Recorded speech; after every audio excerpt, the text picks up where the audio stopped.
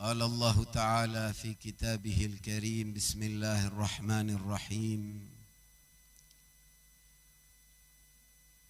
ولقد وردنا في الزبور من بعد الذكر أن الأرض يرثها عبادي الصالحون. Dalam Al-Quran firman Allah Azza wa Jalla telah menjanjikan sebagaimana telah disebutkan dalam kitab Zabur bahwa bumi Allah ini akan diwariskan kepada hamba-hambanya yang saleh. Kalau selama ini kita melihat yang menguasai dan mendominasi bumi ini dan dunia ini oleh orang-orang yang zalim, korup, tamak, dan bahkan banyak juga para penyembah syaitan. Tapi dengan ayat ini sangat melegakan kita bahwasanya Allah berjanji bumi ini akan diwariskan kepada hamba-hamba yang saleh. Dan itu dalam riwayah adalah sempurna di masa Imam Mahdi. Namun ada beberapa poin hal penting yang layak kita pahami dalam konteks mengenal Al-Imam Mahdi. Yang kadang mindset dan pola pikir rata-rata masyarakat dunia khususnya kaum muslimin belum pas. Sehingga ketika tema ini dibahas bahkan di majlis-majlis yang santai atau antara sesama teman, itu bisa terasa sebagian masih ada rasa kekhawatiran dan takut. Tapi bukan yang sifatnya positif, namun negatif. Mengapa demikian? Karena perihal kedatangan Imam Mahdi selalu dikonotasikan dengan terjadinya kiamat, satu. Atau terjadinya peperangan-peperangan besar. Sehingga ketika Imam Mahdi padahal kita mengetahui sebagai juru penyelamat disebut itu kayak takut.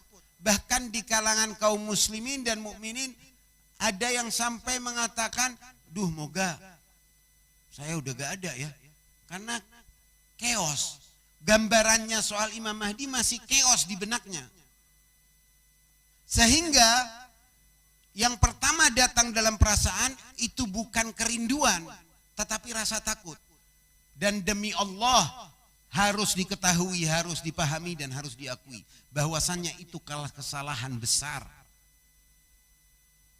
Bahwasannya itu sama sekali tidak benar. Bagaimana dia bisa mendekat kepada sang tali Allah kalau gambaran untuk mengenalnya pun tidak benar, tidak pas. Nah, untuk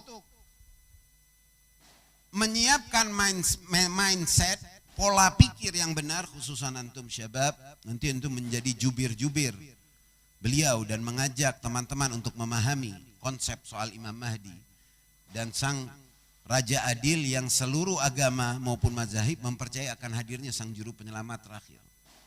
Jadi supaya bisa dikasih gambaran. Karena banyak di sana, di luar sana juga ulama, para penceramah yang menjus riwayat-riwayat akhir zaman. Sehingga akhir zaman banyak mikirnya katastrofi padahal Imam Mahdi belum hadir dan yang mereka dihantui rasa ketakutan. Hal itu tidak benar. Karena satu, apa yang dalam hadis dinyatakan bahwasannya beliau Imam Mahdi sayamla'ul arda adlan wa qista, akan memenuhi bumi ini dengan keadilan dan kesejahteraan.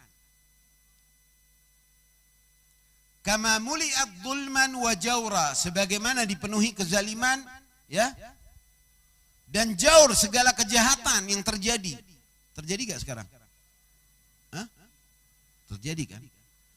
Itu udah satu hal penting, bahwasanya antum tahu dunia yang kita sekarang berada ini tidak ideal. Kita tidak mengetahui bagaimana kehidupan dunia yang ideal. Sehingga kita menganggap semua hal yang sedang terjadi ini suatu hal yang normal. Padahal sama sekali tidak. Mengapa tidak? Karena kejahatan ada di mana-mana. Kezaliman dari kaum empiris, kaum imperialis, kaum kolonialis, para dzurriyah iblis yang disinggung dalam Al-Kahfi, yang sifatnya itu yufsidun, membuat kerusakan di bumi, itu terus terjadi. Bagaimana seseorang bisa hidup dengan sebegitu nikmat, sementara di saat yang sama dia mengetahui bahwasannya ada banyak manusia yang lainnya sedang hidup sengsara di belahan dunia lain, atau bahkan di dekatnya, atau bahkan di kampungnya. Apa yang terjadi sekarang di Palestina, di Yaman, di Afrika, yang selama ini di abad ini sudah sebegitu mengerikan. Tapi kita kadang lupa mengesampingkan hal itu dari gambaran. Betapa kita tidak mengetahui bahwasannya orang-orang yang di Afrika, jutaan yang telah diculik demi kepentingan kolonialisme dan dipekerjakan dengan pekerjaan paksa sebagai budak. Ini di abad 19, awal-awal dari abad 17, 19, bukan dari zaman dulu, dan ini masih berlangsung. Sampai terdirinya state-state yang mana dibangun dari darah kaum asli di sana, seperti di Amerika ada Indian yang dibasmi, dibangun dari darah dan keringat orang-orang yang diculik dari Afrika. Sebelum yang kita sedang lihat di depan mata apa yang terjadi terhadap Palestina. Kolonialisme oleh sebagian kepada mayoritas negara dunia. Yang mana seakan terlihat negara padahal bukan negara. Tapi komplotan, persatuan satanis yang bersifat seperti Ya'juj Ma'juj yang menjarah, menjajah, mengeksploitasi negara orang.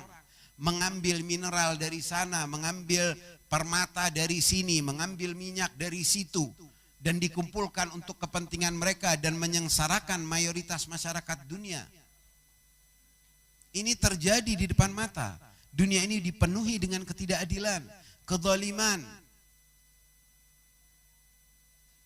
Contoh yang paling gambaran dekat adalah bagaimana di Indonesia berapa tahun dijajah oleh bukan negara Belanda tapi VOC, company, kelompok kolonialisme.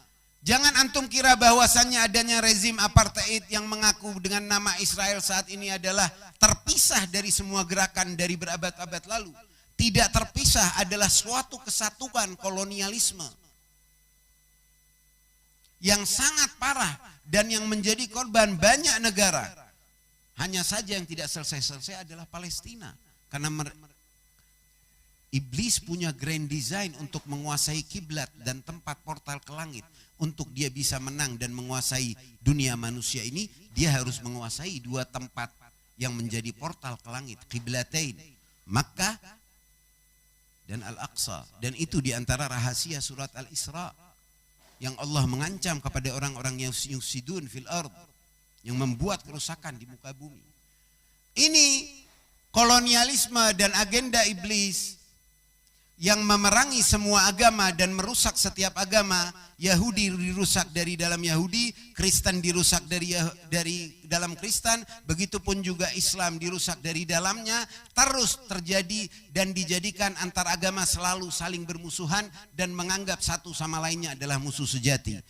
Bagi orang Kristen menganggap yang Muslim musuh sejati, yang Muslim juga menganggap Kristen musuh sejati atau agama-agama lain. Padahal tidak, agama itu semua bisa bersatu karena mereka punya mutual enemy, musuh yang bersama, yaitu para keturunan setan dan manusia-manusia yang anti agama, terlepas KTP-nya apapun namanya.